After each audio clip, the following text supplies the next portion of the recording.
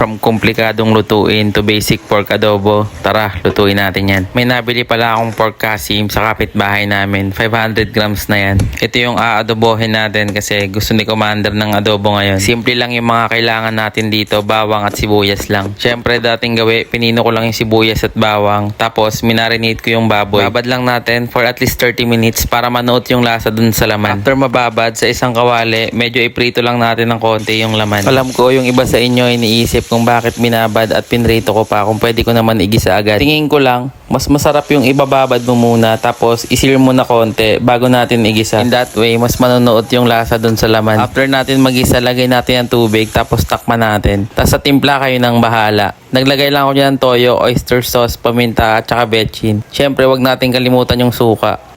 Tapos nilagyan ko lang din pala ng butter, dagdag linamnam at saka yung sili. Tapos nilagyan ko lang ng nilagang itlog. Bago ko malimutan, nag-add lang pala ako ng isang kutsarang asukal pambalance sa lasa. Kapag okay na sa timpla, set up natin yan kasi ihahatid natin yan kay Commander.